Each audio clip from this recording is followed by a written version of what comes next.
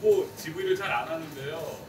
이게 세라 씨 같은 경우 아무래도 이제 배우라기보단 지금 이제 다큐멘터리 영화의 거의 주인공을 있기 때문에 미리 좀 제가 질문지를 드렸어요. 그래서 질문지 없는 내용을 또 질문해드리면은 당황하실 것 같아서 질문지 있는 내용을 먼저 일단 하다가 분위기 봐서 질문지 없는 내용을 드리겠습니다. 감독님한테 먼저 질문 드릴게요. 이 영화는 사실 일반적인 그 영화에 비해서는 굉장히 좀 특별한 다큐일 텐데 어떻게 이 다큐멘터리를 찍을 생각을 하셨는지, 그리고 많이 또 주변 분들이나 기자분들한테 질문을 받고 있지만 왜 하필이면 또 나인 뮤지스를 대상으로 해서 영화에 대한 소개 겸 저는 이 작품을 하기 전에 했던 작품이 사실 오늘 거의 이제 유세라 씨 팬미팅 분위기라서 제가 좀 오래 말하면 안 될 것 같고요. 저는 이제 그 탈북자를 5년 반 동안 따라다녔습니다. 그래서 5년 반 동안 따라다니면서 미립국한 게 12번이고 밀항선을 탄 게 2번이었어요.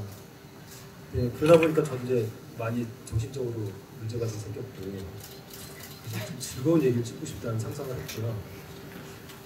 그래서 걸그룹이 탄생해서 스타가 되는 드림걸스 같은 이야기를 찍어보자.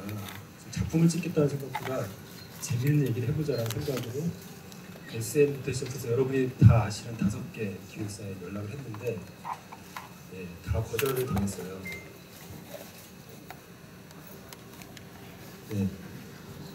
그러다가 이제 나인뮤지스를 만나게 됐죠. 근데 저는 이제 연예인을 만난 게 처음이었거든요. 그래서 많은 사람들이 저한테 물어봤어요. 나인뮤지스를 왜 했냐? 스타가 된 애들을 하지, 소녀시대처럼. 저는 데뷔하기 전에 나인뮤지스를 딱 보는 순간 얘네들은 100% 되겠다. 무조건 스타가 되겠다는 생각이 있어서 이 과정을 한번 따라다니고 싶다. 그런 생각으로 시작을 했습니다. 정말 스타가 되도록 생각했어요. 확신하시고? 저는 100% 확신하고 나인뮤지스 데뷔 동기가 아마 저는 정확하게 기억하는데요. 데뷔하기 한 달 전에 SA가 나오고 나인뮤지스 데뷔 전후에서 시스타가 나오고 직후에 이제 걸스데이가 나왔죠. 그래서 이제 그보다 조금 빠르게 레인보우가 나왔고 이제 레인보우를 빼면 나머지는 거의 탑이 돼 있죠. 에펙스도 그 전에서 나왔고 좀 빨리 나오긴 했네요. 그 중에서도 우리 나인뮤지스는 될 거라고 저는 생각을 했었어요. 세라 씨는 이런 자리가 굉장히 어색했는데 처음이죠. 영화를 보시고 이제 관객들한테 간단한 인사인가요? 처음에 이 영화 다큐멘터리 찍는다는 얘기를 들었을 때 사실 연습 데뷔 준비할 때가 됐잖아요. 어떤 생각이 들었을지 그때 기분이 약간 회상하시는 한 3년 전인가요 이게? 보셨나요? 아니요. 그때 기억은 안녕하세요. 류세라입니다.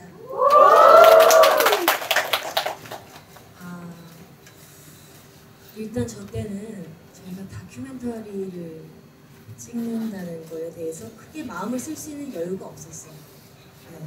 그리고 여러 가지 일이 진행이 되고 있었던 시기였고, 사장님 의류 사업도 하고 계셨고 그때는.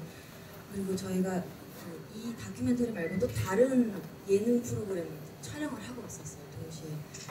그래서 이거를 하면 어떤 그림이 나오겠다, 아니면은 우리는 이런 모습이 담기겠다 예상조차 할 수 없었던 그런 상태였던 걸로 기억해요. 저 보고 얘기하지 마시고요. 관객들 보고 얘기하세요. 저 돌말이에요, 돌.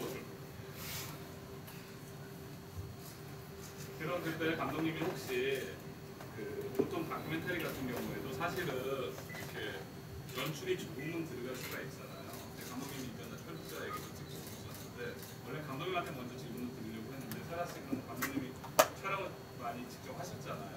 그때 전혀 카메라 의식을 멤버들도 거의 안 하셨어요. 그런 경험이 없어요. 질문이 뭐였죠? 그 중에서 들어야 돼요. 순서대로 안 할 수 있으니까. 그러니까 정말 이게 찍을 때 거의 의식은 안 하셨어요. 초반에 한 2주 정도는 했어요. 의식을. 네. 근데 이게 뭐 스태프들이 나중에 멤버 같고 멤버들이 스태프 같고 뭐 이래가지고 오랜 시간이 있다 보니까 그냥 좀 식구 같다는 느낌. 숙소도 거의 공개하신 거죠. 촬영하는 거. 저희 집이요? 네, 아니 그 저기 같이 공동. 나인뮤즈스는 공동 숙소를 쓰지 않았기 때문에. 그러면은 네. 그 모여서 얘기하고 이러는데. 그리고 그 다른 장소였어요. 다른 장. 네, MT가 보였고. 세라 씨는 이제 기획서 하러 받아서 집까지 따라갔죠. 영화 최근에 보셨잖아요. 제가 알기로는 며칠 전에 보시고 굉장히 많이 울고 오늘 다시 또 보시면서 우시는 거 같은데 뭐가 그렇게 쳐다보세요? 왜 그렇게 우셨어요? 제가 사실은 여기에 오는데 굉장히 고민을 많이 했어요. 이게 시기가 시기잖아요. 그래서 제가 혹시라도 정신 없는 말 하지 않을까 싶어서 고민을 많이 했는데 그래서 이 감독님한테 보여달라고 그랬어요. 아예 이번 편집 버전을 보여달라고. 내가 뭐 그 전에는 초반에 보다가 이제 너무 그 오열을 해가지고 그때는 끝을 못 냈었는데 이번에는 제가 미리 봤어요.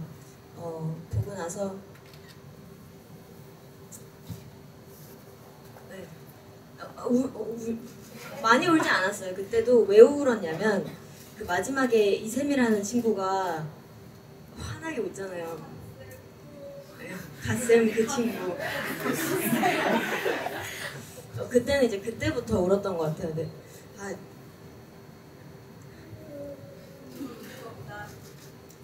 그 너무 예쁘다. 왜 난 걔가 예쁜 거 몰랐을까? 네. 있을 땐 사실 제가 제일 예쁜 줄 알았어요. 그리고 오늘은 왜 울었냐면 제가 여러분이 보는 이 뒷모습을 다 보고 있었어요. 다 보고 있었는데 익숙하기도 하고 그리고 이제 우리가 같은 그 감정을 공유할 수 있는 자리라는 게 너무 벅차올라서 네 그랬어요. 감독님은 이 영화를 처음 다큐멘터리 찍으실 때 원래 생각하셨던 기획 상황이 있으셨던 것 같아요.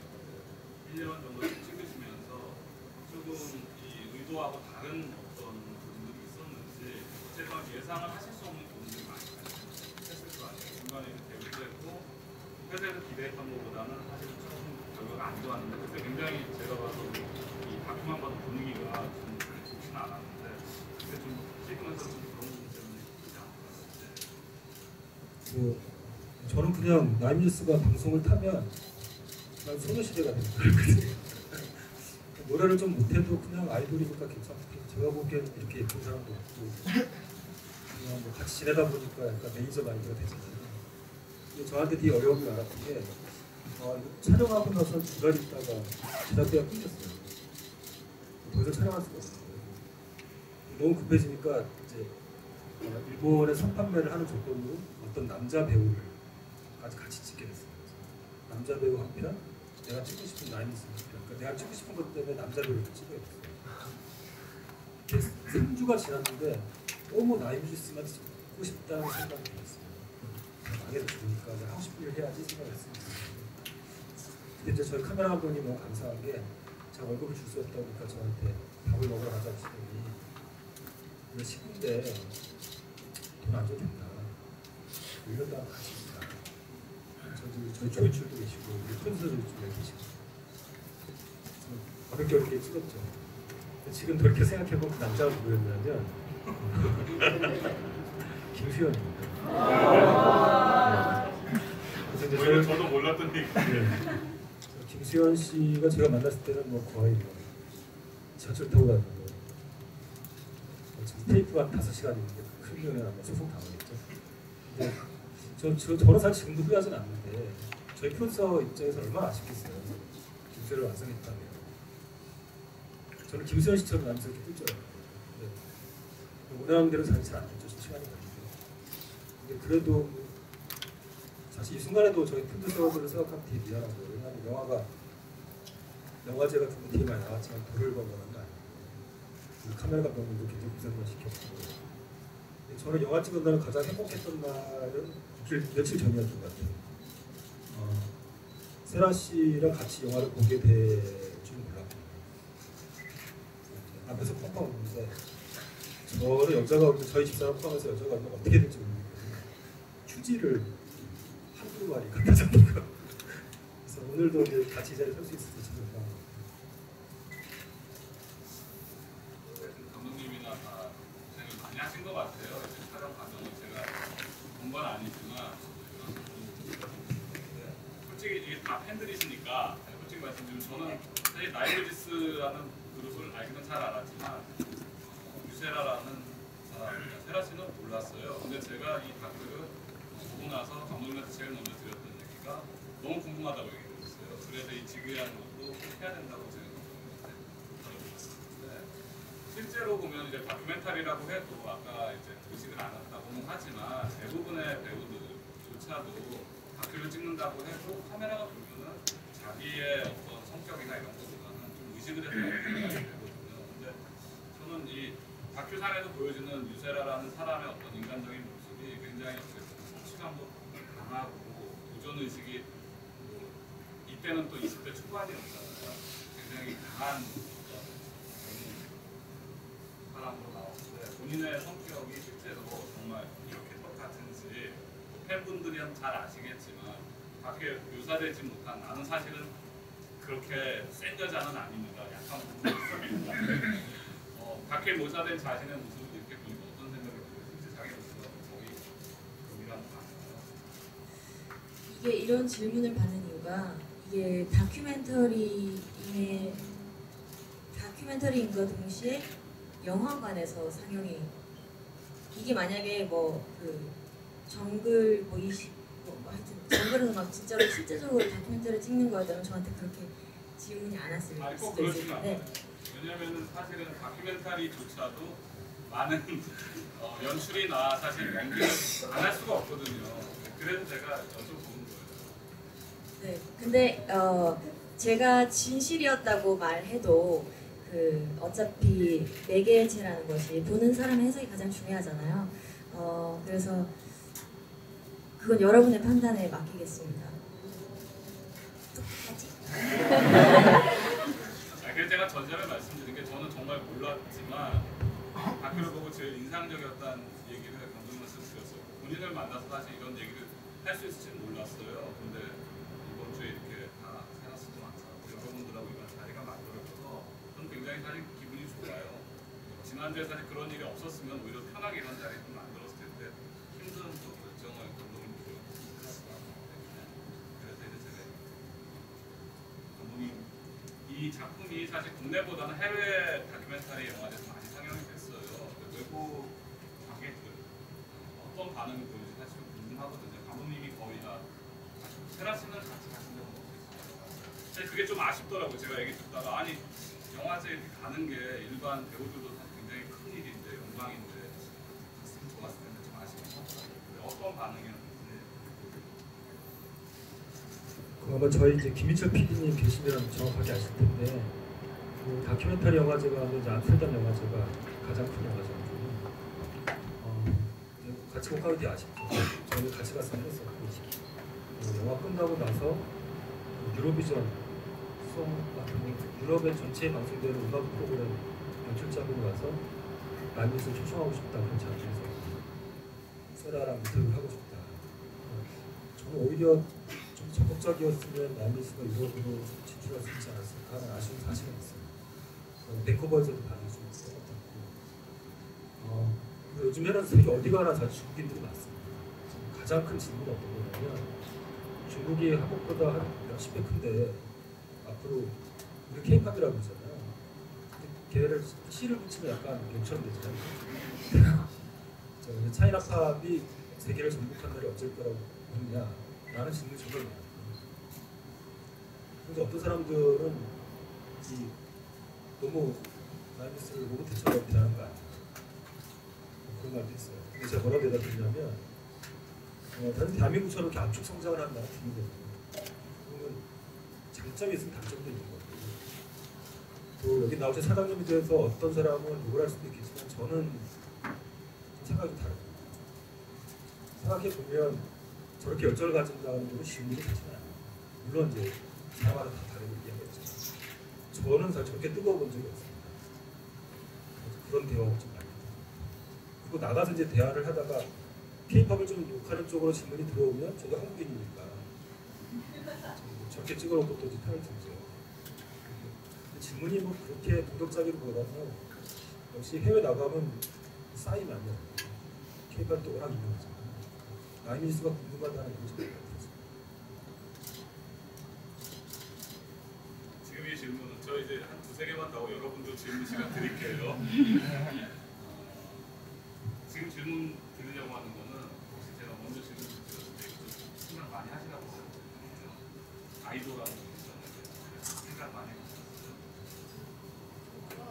어렵게 생각하지 마시고 제가 왜 그러냐면 저는 사실 이렇게 아이돌이라는 이름을 가진 그나마 작업을 해본 적이 없어요. 저희는 이 극장도 그렇고 많이 처음 들어오셨겠지만 저희가 제작하는 영화나 이런 음악하는 분들을 많이 만나긴 했지만 소위 말하는 뮤지션 이런 분들이 있는데 사실 아이돌도 뮤지션이잖아요. 근데 우리나라 음악 산업에서는 아이돌은 아이돌이고 뮤지션은 또 굉장히 또 음악을 잘하는 사람도 뮤지션인 것처럼 나누는 그런 구조가 있거든요. 근데 어찌됐든 간에 아이돌이라는 게 이제 우리나라 특히 음악 산업에서는 굉장히 큰 위치를 차지하고 있는데 세라 씨도 뭐 원해서든 안 하든 간에 이제는 나이뮤지스트를 떠났고 새로운 음악 생활을 해야 되고 어떤 기회가 있지는 아무도 모르지만 본인이 정말 이제 지금까지 아이돌이라는 다시 아이돌 본인에게 아이돌이 어떤 의미인지가 궁금해요. 아이돌은 정말 아이돌을 어떻게 생각하고 있는가?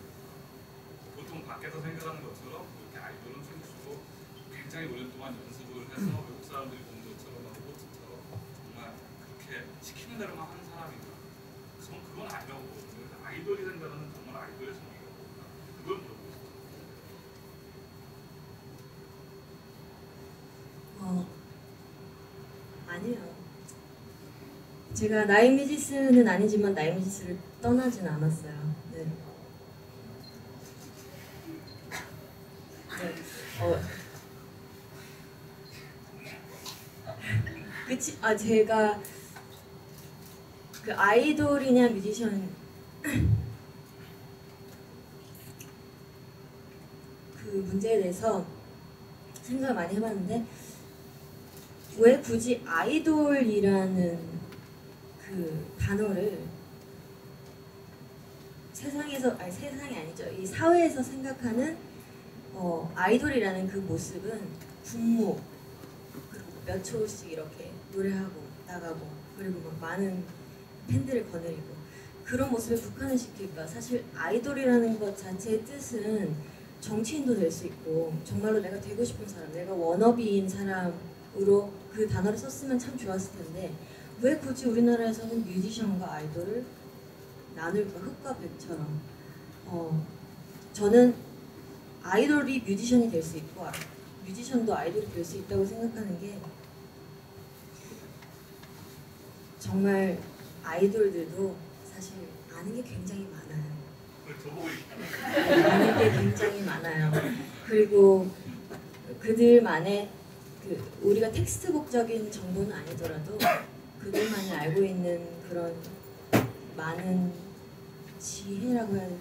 하여튼 그들만의 경험과 그들만의 정보력이 대단하기 때문에 사실 그 문제를 하셨을 때는 사회적인 편견이 가장 좀 그 이슈를 몰아오는데 큰 역할을 하지 않았나 싶어요. 저는 애초부터 아이돌보다는 뮤지션이 되고 싶었고 저는 한 번도 뮤지션이 아니었던 적이 없었던 것 같아요.